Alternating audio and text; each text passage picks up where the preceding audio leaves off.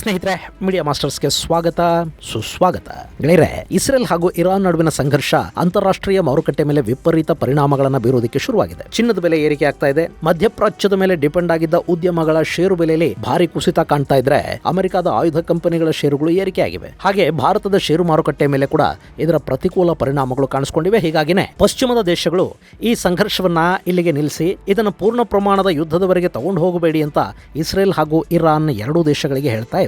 ಇನ್ನು China Iran ಮೇಲೆ Israel ಮಾಡಿದ ದಾಳಿಯನ್ನ ಸಮರ್ಥಿಸಿದೆ. ಇದು ಇರಾನ್ ತನ್ನ ಸಾರ್ವಭೌಮತ್ವದ ಮೇಲೆ ನಡೆದ ದಾಳಿಗೆ ಕೊಟ್ಟ ಪ್ರತ್ಯುತ್ತರ ಅಂತ ಹೇಳಿರೋ ಚೈನಾ ತಾನಿನ್ನು ಮುಂದೆ ಅಮೆರಿಕದ ವಿರುದ್ಧ ಯಾವ ದೇಶ ಇರತ್ತೆ ಅದರ ಬೆಂಬಲಕ್ಕೆ ನಿಂತುಕೊಳ್ತೀನಿ ಅನ್ನೋ ಸಂದೇಶವನ್ನು ಕೊಟ್ಟಿದೆ. ಅಲ್ಲಿಗೆ ಅಮೆರಿಕದ ವಿರುದ್ಧ ಮತ್ತೊಂದು ಶಕ್ತಿ ಜಾಗತಿಕವಾಗಿ ಬೆಳೀತಾ ಇರುವುದು ಹಾಗೂ ಮುಂದೆ ಆರಂಭವಾಗಲಿರುವ ಇನ್ನೊಂದು ಸುತ್ತಿನ ಶೀತಲ ಸಮರದ ಸೂಚನೆಯನ್ನ ಚೈನಾ ಇರಾನ್ಗೆ ಬೆಂಬಲ ವ್ಯಕ್ತಪಡಿಸುವ ಮೂಲಕ ಕೊಟ್ಟಿದೆ. ಹಾಗೆ ಈ ಸಂಘರ್ಷ ಇಲ್ಲಿಗೆ ಮುಗಿಲಿ ಅಂತ ಕೂಡ ಚೈನಾ ಹೇಳಿದೆ. ರಷ್ಯಾ ಕೂಡ ಮಧ್ಯಪ್ರಾಚ್ಯದಲ್ಲಿ ಸಂಘರ್ಷ ಆಗೋದು ಬೇಡ ಅಂತ ಹೇಳ್ತಾ ಇದೆ. ಹಾಗೇನೆ ಇದು ಹೆಚ್ಚಾಗದಂತೆ ತಡೆಯುವ ನಿಟ್ಟಲ್ಲಿ ಅಮೆರಿಕ ಈ ಸಂಘರ್ಷದಿಂದ ದೂರ ಇರಬೇಕು ಅನ್ನೋ ಎಚ್ಚರಿಕೆಯನ್ನು ರಷ್ಯಾ ಕೊಟ್ಟಿದೆ. ಆದರೆ ಯಾರು ಏನು ಹೇಳಿದ್ರು ಕೂಡ ಇಲ್ಲಿ ಇರಾನ್ ದಾಳಿಯ ನಂತರ ಇಸ್ರೇಲ್ ಕೋತ ಕುದೀತಾ ಇದೆ. ಅಲ್ಲಿ ನಡೆದ ವಾರ್ ಕ್ಯಾಬಿನೆಟ್ ಸಭೆಯಲ್ಲಿ ಕೂಡ ಇರಾನ್ ಮಾಡಿದ ವಾಯುದಾಳಿಗೆ ಪ್ರತೀಕಾರವನ್ನ ಹೇಳಬೇಕು ಅನ್ನೋ ಒಕ್ಕೋರಲಿನ ನಿರ್ಣಯವನ್ನ ಆ ಸಭೆಯಲ್ಲಿ ಕೈಗೊಳ್ಳಲಾಗಿದೆ. ಆದರೆ ಈ ಪ್ರತಿದಾಳಿ ಯಾವಾಗ ಅನ್ನೋ ಬಗ್ಗೆ ಅಲ್ಲಿ ಯಾವ ನಿರ್ಧಾರವನ್ನು ಕೈಗೊಂಡಿಲ್ಲ. ಇನ್ನು ಇಸ್ರೇಲ್ನ ಸೇನಾ ಮುಖ್ಯಸ್ಥ ಕೂಡ ಪ್ರತೀಕಾರದ ಮಾತಾಡ್ತಾ ಇದ್ದಾರೆ. ಇಸ್ರೇಲ್ ತನ್ನ ಯುದ್ಧ ವಿಮಾನಗಳು ಮಿಸೈಲ್ಗಳನ್ನ ಸಿದ್ಧಪಡಿಸಿಟ್ಟುಕೊಳ್ತಾ ಇದೆ. ಹಾಗಾದ್ರೆ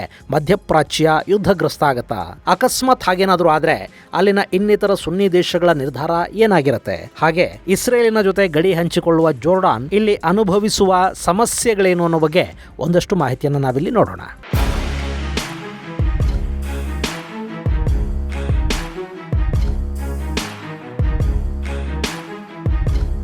ಗೆಳೆಯರೆ, ಇಸ್ರೇಲ್ ಬಗ್ಗೆ ನಿಮಗೆ ತುಂಬಾ ಚೆನ್ನಾಗಿ ಗೊತ್ತಿದೆ. ಇಲ್ಲಿ ಇಸ್ರೇಲ್ ಅನ್ನೋ ದೇಶ ತಲೆ ಎತ್ತಿದ ದಿನಗಳಲ್ಲಿ ಅಕ್ಕಪಕ್ಕದ ಅಷ್ಟೋ ಮುಸ್ಲಿಂ ದೇಶಗಳ ಜೊತೆ ಅವರು ಹೇಗೆಲ್ಲ ಸೆಣಸಾಡಬೇಕಾಯಿತು ಅನ್ನೋದು ಕೂಡ ನಿಮಗೆ ಗೊತ್ತಿರೋ ವಿಷಯನೇ. ಕಾಲಕ್ರಮೇಣ ಇಸ್ರೇಲಿನ ಶಕ್ತಿ ಹೆಚ್ಚಾಗ್ತಾ ಹೋಯಿತು. ಅಮೆರಿಕದ ಮೇಲಿನ ಅರಬರ ಡಿಪೆಂಡೆನ್ಸಿ ಕೂಡ ಇಲ್ಲಿತ್ತು. ಹೀಗಾಗಿ ಇಸ್ರೇಲ್ ಹಾಗೂ ಅರಬ್ ದೇಶಗಳ ನಡುವೆ ಒಂದು ಸಂಧಾನ ಕೂಡ ನಡೀತು. ತೀರಾ ಇಸ್ರೇಲಿನ ಸಾರ್ವಭೌಮತ್ವವನ್ನ ಗೌರವಿಸುವಷ್ಟು ದೊಡ್ಡ ಮಟ್ಟದಲ್ಲಿ ಅಲ್ಲದೇ ಇದ್ರೂ ಪರಸ್ಪರ ಒಬ್ಬರ ತಂಟೆಗೊಬ್ಬರು ಹೋಗದೇ ಇರೋ ತರಹದ ಒಪ್ಪಂದಗಳಾದವು. ಕಳೆದ ಬಾರಿ ಟ್ರಂಪ್ ಅಮೆರಿಕದ ಅಧ್ಯಕ್ಷರಾಗಿದ್ದ ಅವಧಿಯಲ್ಲಿ UAE, ಸೌದಿ ಅರೇಬಿಯಾ ಹಾಗೂ ಇಸ್ರೇಲ್ ನಡುವೆ ಅಬ್ರಹಾಂ ಅಕಾರ್ಡ್ಗೆ ಸಹಿ ಬಿತ್ತು. ಅಲ್ಲಿಂದ ಮಧ್ಯಪ್ರಾಚ್ಯದಲ್ಲಿ ಸಂಬಂಧಗಳು ಸುಧಾರಣೆ ಆಗ್ತಾ ಇವೆ ಅಂತ ಅನ್ನಿಸೋದಕ್ಕೆ ಶುರುವಾದ ಕೂಡಲೇ ಅಲ್ಲಿ ಗಾಜಾ ಪಟ್ಟಿಯಿಂದ ಇಸ್ರೇಲ್ ಮೇಲೆ ದಾಳಿ ನಡೀತು. ಇಲ್ಲಿ ಅರಬ್ ದೇಶಗಳು ಮತ್ತು ಇಸ್ರೇಲ್ ಅಂದ್ರೆ ಯಹೂದಿಗಳು ಹಾಗೂ ಸುನ್ನಿಗಳು ಒಂದಾದ್ರೆ ತನ್ನ ಆಟ ನಡೆಯೋದಿಲ್ಲ ಅನ್ನೋ ಕಾರಣಕ್ಕೆ ಇರಾನ್ ಈ ದಾಳಿಯನ್ನು ಮಾಡಿಸ್ತು. ಇದರ ಹಿಂದೆ ಚೈನಾ ಹಾಗೂ ರಷ್ಯಾಗಳು ಇದ್ವು ಅನ್ನೋ ಮಾತು ಕೂಡ ಅಲ್ಲಿ ಕೇಳಿಬಂತಾದ್ರೂ ಇಸ್ರೇಲ್ ಗಾಜಾ ದಾಳಿಗೆ ತುಂಬಾ ಕಠಿಣವಾದ ಪ್ರತ್ಯುತ್ತರವನ್ನು ಕೊಡ್ತು. ಜೊತೆಗೆ ಸಿರಿಯಾದಲ್ಲಿನ ಇರಾನಿನ ರಾಯಭಾರ ಕಚೇರಿ ಮೇಲೆ ದಾಳಿ ಮಾಡಿತು. ಅಲ್ಲಿ ಬೇಕಂತಲೇ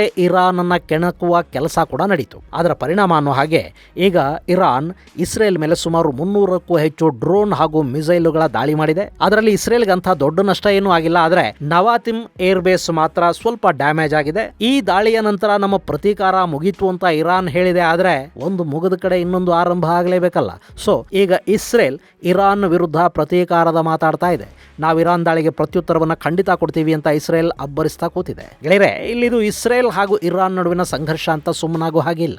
ಈ ಸಂಘರ್ಷದ ಪರಿಣಾಮ ಇಡೀ ಜಗತ್ತಿನ ಮೇಲೆ ಬೀಳುತ್ತೆ. ಅದೊಂದು ಕಡೆ ಇರಲಿ. ಆದ್ರೆ ಅದಕ್ಕಿಂತ ಮೊದಲು ಅಲ್ಲಿ ಸಮಸ್ಯೆಗಳು ಇಸ್ರೇಲಿನ ಅಕ್ಕಪಕ್ಕದ ದೇಶಗಳಲ್ಲಿ ಶುರುವಾಗುತ್ತವೆ. ಮೊನ್ನೆ ನೋಡಿ, ಶನಿವಾರ ಇರಾನ್ ಇಸ್ರೇಲ್ ಮೇಲೆ ದಾಳಿ ಮಾಡ್ತಾ ಅವುಗಳಲ್ಲಿ ಬಹುತೇಕ ಮಿಸೈಲು ಡ್ರೋನ್ಗಳನ್ನ ಅಮೆರಿಕದ ಪಡೆಗಳು ಇಸ್ರೇಲ್ ಅನ್ನ ತಲುಪುವ ಮೊದಲೇ ಹೊಡೆದು ಕೆಡವಿದ್ವು. ಇನ್ನಷ್ಟು ಡ್ರೋನ್ಗಳು ಜೋರ್ಡಾನ್ ಮೂಲಕ ಬರ್ತಾ ಇದ್ವು. ಅವುಗಳನ್ನ ಜೋರ್ಡಾನ್ನ ವಾಯುಪಡೆ ಹೊಡೆದು ಕೆಡವಿತು. ಈಗ ಜೋರ್ಡಾನ್ ಮಾಡಿದ ಈ ಕೆಲಸ ಅಲ್ಲಿ ನಾಗರಿಕ ಪ್ರತಿಭಟನೆಗಳಿಗೆ ಕಾರಣ ಆಗ್ತಾ ಇದೆ. ಜೋರ್ಡಾನ್ ಇಸ್ರೇಲಿಗೆ ಸಹಾಯ ಮಾಡ್ತಾ ಇದೆ, ಇಸ್ರೇಲ್ ಪರ ನಿಂತಿದೆ, ಯಹೂದಿಗಳನ್ನ ಬೆಂಬಲಿಸ್ತಾ ಇದೆ ಅಂತ ಜೋರ್ಡಾನ್ನ ಜನ ಬೀದಿಗಿಳಿದು ಪ್ರತಿಭಟಿಸೋದಕ್ಕೆ ಶುರು ಮಾಡಿದ್ದಾರೆ. ಇದು ಅಲ್ಲಿನ ರಾಜಾಡಳಿತಕ್ಕೆ ತಲೆನೋವನ್ನುಂಟು ಮಾಡ್ತಾ ಇದೆ.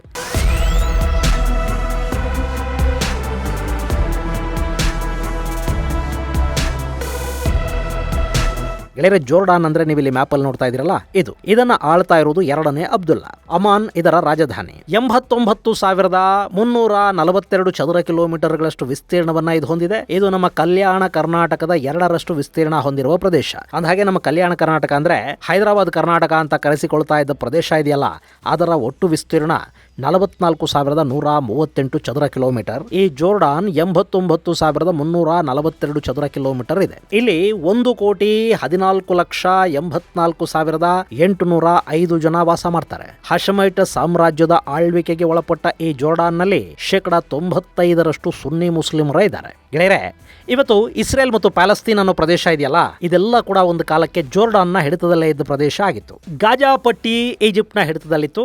ಇಲ್ಲಿ ಅವತ್ತೂ ಕೂಡ ಪ್ಯಾಲೆಸ್ತೀನ್ ಅನ್ನೋ ಯಾವ ದೇಶನೂ ಇರಲಿಲ್ಲ. ಹಾಗೆ ಜೆರೂಸಲೆಂ ಮೇಲಿನ ಹಿಡಿತ ಕೂಡ ಜೋರ್ಡಾನ್ನ ಕೈಯಲ್ಲೇ ಇತ್ತು. ಜೋರ್ಡಾನ್ನ ರಾಜ ಈ ಭಾಗದ ಕೇರ್ ಟೇಕರ್ ಥರ ಇದ್ದ. ಅಲ್ಲಿ ಹರಿಯುವ ಜೋರ್ಡಾನ್ ನದಿ ಇದೆಯಲ್ಲ, ಅದರ ಪಶ್ಚಿಮ ಭಾಗಕ್ಕಿದೆ ಅನ್ನೋ ಕಾರಣಕ್ಕೇನೆ ಈ ಭೂಪ್ರದೇಶವನ್ನ ವೆಸ್ಟ್ ಬ್ಯಾಂಕ್ ಅಂತ ಕರೀತಾರೆ. ಇನ್ನು ಇಲ್ಲಿ ಇಸ್ರೇಲ್ನ ರಚನೆ ಆದ ನಂತರ ಕೂಡ ಜೆರೂಸಲಂ ಜೋರ್ಡಾನ್ನ ಹಿಡಿತದಲ್ಲೇ ಇತ್ತು. ಆದರೆ ಯಾವಾಗ ಇಲ್ಲಿ ಇಸ್ರೇಲಿನ ವಿರುದ್ಧ ಅರಬ್ ದೇಶಗಳು ಯುದ್ಧಕ್ಕೆ ನಿಂತು ಆ ಯುದ್ಧದಲ್ಲಿ ಇಸ್ರೇಲ್ ಗೆಲುವನ್ನು ಸಾಧಿಸಿತೋ, ಅದಾದ ಮೇಲೆ ಜೆರೂಸಲಂ ಇಸ್ರೇಲಿನ ಕೈವಶ ಆಯಿತು. ಅದಾದ ನಂತರ ಕೂಡ ಜೋರ್ಡಾನ್ನ ರಾಜ ಪ್ಯಾಲೆಸ್ತೀನಿ ಹೋರಾಟಗಾರರಿಗೆ ತನ್ನ ನೆಲದಲ್ಲಿ ಆಶ್ರಯವನ್ನು ಕೊಟ್ಟ. ಅವರು ಜೋರ್ಡಾನ್ ರಾಜನನ್ನೇ ಪದಚ್ಯುತಗೊಳಿಸಿ ಜೋರ್ಡಾನನ್ನೇ ಪ್ಯಾಲೆಸ್ತೀನ್ ಮಾಡ್ಕೊಳ್ಳೋದಕ್ಕೆ ಸಂಚು ರೂಪಿಸಿದ್ರು. ಹೀಗಾಗಿ ಜೋರ್ಡಾನ್ ಪ್ಯಾಲೆಸ್ತೀನಿ ನಾಯಕರನ್ನ ತನ್ನ ನೆಲದಿಂದ ಬಲವಂತವಾಗಿ ಹೊರಹಾಕಬೇಕಾಗಿ ಬಂತು. ಅದಾದ ನಂತರ ಜೋರ್ಡಾನ್ ಹಾಗೂ ಇಸ್ರೇಲ್ಗಳು ಯುದ್ಧ ಮಾಡ್ಕೊಳ್ಳೋದಕ್ಕೆ ಹೋಗಲಿಲ್ಲ. ಹಾಗಂತ ಜೋರ್ಡಾನ್ನ ರಾಜ ಪ್ಯಾಲೆಸ್ತೀನಿಗಳ ಬಗೆಗಿನ ಸಿಂಪತಿಯನ್ನು ಕೈ ಬಿಡಲಿಲ್ಲ. ಯಾಕೆಂದ್ರೆ ಅದು 95% ಸುನ್ನಿ ಮುಸ್ಲಿಮರು ಇರೋ ದೇಶ. ಅವರ ನರನಾಡಿಗಳಲ್ಲಿ ಯಹೂದಿಗಳ ವಿರುದ್ಧ ದ್ವೇಷ ಇದೆ. ಅದನ್ನ ಇಲ್ಲಿನ ಆಡಳಿತಗಾರರು, ನಾಯಕರು ಎಲ್ಲ ಬೆಂಬಲಿಸಿಕೊಂಡು ಬಂದಿದ್ದಾರೆ. ಈಗ ಏಕಾಏಕಿ ಇಸ್ರೇಲ್ ಜೊತೆ ಜೋರ್ಡಾನ್ ಸಂಪೂರ್ಣ ರಾಜಿ ಮಾಡ್ಕೊಳ್ಳೋದಕ್ಕೆ ಸಾಧ್ಯ ಆಗೋದಿಲ್ಲ. ಹೀಗಾಗಿ ಪ್ಯಾಲೆಸ್ತೀನ್ ಅಂತ ಬಂದಾಗ ಜೋರ್ಡಾನ್ ಪ್ಯಾಲೆಸ್ತೀನಿಯರಿಗೆ ಪ್ರತ್ಯೇಕ ದೇಶ ಸಿಗಬೇಕು ಅಂತ ಹೇಳ್ತಾ ಇರುತ್ತೆ. ಹಾಗೆ ಲಕ್ಷಾಂತರ ಪ್ಯಾಲೆಸ್ತೀನಿಯರಿಗೆ ಜೋರ್ಡಾನ್ ತನ್ನ ನೆಲದಲ್ಲಿ ಆಶ್ರಯವನ್ನು ಕೂಡ ಕೊಟ್ಟಿದೆ. ಮೊನ್ನೆ ಗಾಜಾದ ಮೇಲೆ ಇಸ್ರೇಲ್ ದಾಳಿ ಮಾಡಿದಾಗ ಕೂಡ ಜೋರ್ಡಾನ್ ಈ ದಾಳಿಯನ್ನು ತೀವ್ರವಾಗಿ ಖಂಡಿಸಿದೆ. ಅಲ್ಲಿನ ರಾಜ 2ನೇ ಅಬ್ದುಲ್ಲಾ ಗಾಜಾ ಪಟ್ಟಿಗೆ ಸಹಾಯ ಒದಗಿಸುವ ಕೆಲಸದಲ್ಲಿ ಮುಂಚೂಣಿಯಲ್ಲಿದ್ದಾರೆ. ಹಾಗೆ ಆತನ ಪತ್ನಿ ಕ್ವೀನ್ ರನಿಯಾಗೆ ಸೋಷಿಯಲ್ ಮೀಡಿಯಾದಲ್ಲಿ ಬಹುದೊಡ್ಡ ಮಟ್ಟದ ಫಾಲೋಯಿಂಗ್ ಇದೆ. ಆಕೆ ಕೂಡ ಗಾಜಾದ ಮೇಲಿನ ದಾಳಿಯ ವಿರುದ್ಧ ಮಾತಾಡ್ತಾ ವಿಡಿಯೋಗಳನ್ನು ಮಾಡ್ತಾ ಅಲ್ಲಿನ ಜನರ ಹಕ್ಕುಗಳಿಗಾಗಿ ದೊಡ್ಡ ಮಟ್ಟದಲ್ಲಿ ಸದ್ದು ಮಾಡ್ತಾ ಇದ್ದಾರೆ. ಇಲ್ಲಿವರೆಗೆ ಎಲ್ಲ ಸರಿ. ಆದರೆ ಮೊನ್ನೆ ಇರಾನ್ ಇಸ್ರೇಲ್ ಮೇಲೆ ದಾಳಿ ಮಾಡ್ತಲ್ಲ, ಆಗ ಮಿಸೈಲುಗಳು, ಡ್ರೋನ್ಗಳ ಪೈಕಿ ಕೆಲವು ಜೋರ್ಡಾನ್ ವಾಯುಮಾರ್ಗದ ಮೂಲಕ ಬಂದಿವೆ ಮತ್ತು ಅವುಗಳನ್ನು ಜೋರ್ಡಾನ್ನ ವಾಯುಪಡೆ ಅಲ್ಲೇ ಹೊಡೆದು ಕೆಡವಿದೆ.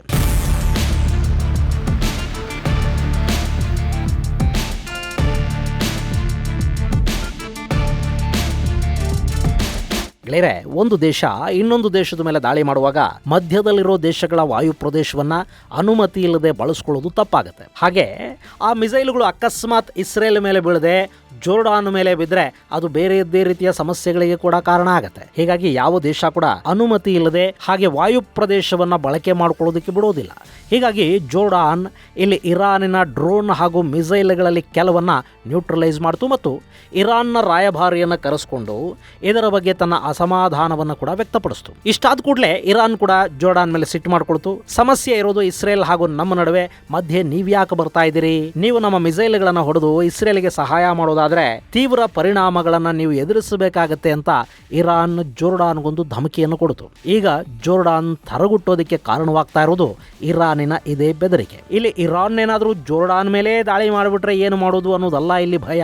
ಅಕಸ್ಮಾತ್ ಹಾಗೇನಾದ್ರೂ ಮಾಡಿದ್ರೆ ಜೋರ್ಡಾನ್ ಅಲ್ಲಿನ ಅಮೆರಿಕಾದ ಸಹಾಯವನ್ನು ಪಡ್ಕೋಬಹುದು. ಆದ್ರೆ ಇರಾನ್ ಬರೀ ನೇರವಾಗಿ ದಾಳಿ ಮಾಡೋ ಕೆಲಸವನ್ನು ಮಾತ್ರ ಮಾಡುವುದಿಲ್ಲ, ಬದಲಾಗಿ ತನ್ನ ಶಾಡೋ ಪಡೆಗಳನ್ನ ರಂಗಕ್ಕಿಳಿಸುತ್ತೆ. ಈಗ ಲೆಬನಾನ್ ನಲ್ಲಿ ಹೇಗೆ ಹೆಜ್ಬುಲ್ಲಾಗಳನ್ನ ಮಾಡಿಟ್ಟಿದೆಯೋ ಅದೇ ತರ ಜೋರ್ಡಾನ್ ನಲ್ಲಿ ಕೂಡ ಇರಾನ್ ಬೇರೇನಾದ್ರೂ ಮಾಡುವ ಸಾಧ್ಯತೆಗಳಿರುತ್ತವೆ. ಹಾಗೆ ಇರಾನ್ ಅರಬ್ ನೆಲದಲ್ಲಿ ರಾಜ ಆಡಳಿತಗಳನ್ನು ಪದಚ್ಯುತಗೊಳಿಸಬೇಕು ಅನ್ನೋ ಪ್ರಯತ್ನವನ್ನ ಈ ಹಿಂದಿನಿಂದಲೂ ಮಾಡ್ತಾ ಇದೆ. ಅದರ ಭಾಗವಾಗಿನೇ ಮಧ್ಯಪ್ರಾಚ್ಯದಲ್ಲಿ ಮುಸ್ಲಿಂ ಬ್ರದರ್ಹುಡ್ ಅನ್ನೋ ಸಂಘಟನೆ ಹುಟ್ಟುಕೊಂಡಿರೋದು. ಅದಕ್ಕೆ ಬೇಕಾದ ನೀರು, ಗೊಬ್ಬರ ಎಲ್ಲವನ್ನೂ ಇರಾನ್ ಕೊಡ್ತಾ ಇದೆ ಅನ್ನೋದು ಗೌಪ್ಯ ವಿಷಯ ಏನಲ್ಲ. ಈ ಮುಸ್ಲಿಂ ಬ್ರದರ್ಹುಡ್ ಅನ್ನೋದೇ ಒಂದು ಹಂತದಲ್ಲಿ ಅರಬ್ ದೇಶಗಳು ಪ್ಯಾಲೆಸ್ತೀನಿ ಹೋರಾಟದಿಂದ ಹಿಂದೆ ಸರಿಯೋದಕ್ಕೆ ಕಾರಣ ಆಯಿತು. ಪ್ಯಾಲೆಸ್ತೀನಿ ಹೋರಾಟ ಹಳ್ಳ ಹಿಡಿಯೋದಕ್ಕೆ ಇದೇ ಮುಸ್ಲಿಂ ಬ್ರದರ್ಹುಡ್ ಕಾರಣ ಆಗಿತ್ತು. ಇದು ಯಾವ ದೇಶಕ್ಕೆ ಕಾಲಿಟ್ರೆ ಅಲ್ಲಿನ ಆಡಳಿತವನ್ನು ಅಭದ್ರಗೊಳಿಸುವ ಕೆಲಸಕ್ಕೆ ಕೈ ಹಾಕುತ್ತೆ. ಈ ಸಂಘಟನೆ ಜೋರ್ಡಾನ್ ನಲ್ಲಿ ಕೂಡ ಇದೆ. ಮೊನ್ನೆ ಜೋರ್ಡಾನ್ ಇರಾನಿನ ರಾಕೆಟ್ಗಳನ್ನು ನ್ಯೂಟ್ರಲೈಸ್ ಮಾಡಿದ ಘಟನೆಯ ವಿರುದ್ಧ ಈಗ ಜನ ಪ್ರತಿಭಟನೆ ಮಾಡ್ತಾ ಇದ್ದಾರಲ್ಲ, ಅದರ ಹಿಂದಿರೋದು ಕೂಡ ಇದೇ ಮುಸ್ಲಿಂ ಬ್ರದರ್ಹುಡ್. ಅದರ ಜೋರ್ಡಾನಿನ ಸೆಕ್ರೆಟರಿ ಮುರಾದ್ ಅದೈಲೆ ಜೋರ್ಡಾನಿನ ರಾಜ ಇಸ್ರೇಲಿನ ಬಾವುಟ ಹಿಡ್ಕೊಂಡಿದ್ದಾನೆ ಅನ್ನೋ ತರದ ಭಾಷಣಗಳನ್ನು ಮಾಡೋದಕ್ಕೆ ಶುರು ಮಾಡಿದ್ದಾನೆ. ಸೋಷಿಯಲ್ ಮೀಡಿಯಾಗಳಲ್ಲಿ ಜೋರ್ಡಾನ್ ರಾಜ ದೇಶದ್ರೋಹಿ, ಇಸ್ಲಾಂ ದ್ರೋಹಿ ಅನ್ನೋ ತರದ ಪೋಸ್ಟ್ಗಳು ಓಡಾಡೋದಕ್ಕೆ ಬೀಳೋದಕ್ಕೆ ಶುರು ಮಾಡಿವೆ. ಇರಾನ್ ದಾಳಿಯನ್ನು ಬೆಂಬಲಿಸಿ ಅಲ್ಲಿ ಪ್ರತಿಭಟನೆ ಮಾಡ್ತಾ ಇದ್ದವರನ್ನ ಜೋರ್ಡಾನ್ ಬಂಧಿಸಿರುವುದು ಸರಿಯಲ್ಲ ಅಂತ ಅಲ್ಲಿ ಮತ್ತೆ ಪ್ರತಿಭಟನೆಗಳು ಆರಂಭ ಆಗಿವೆ. ಇದೆಲ್ಲದರ ಹಿಂದೆ ಇರಾನಿನ ನೆರಳಿದೆ ಅನ್ನೋದು ಜೋರ್ಡಾನ್ ರಾಜನ ಅನುಮಾನ. ಹೀಗಾಗಿನೇ ಸೋಷಿಯಲ್ ಮೀಡಿಯಾಗಳಲ್ಲಿ ಬಂದ ಎಲ್ಲ ಸುದ್ದಿಗಳನ್ನು ನಂಬೋದಕ್ಕೆ ಹೋಗಬೇಡಿ. ಸೇನೆ ಹೇಳೋ ಮಾತನ್ನು ಮಾತ್ರ ಕೇಳಿ.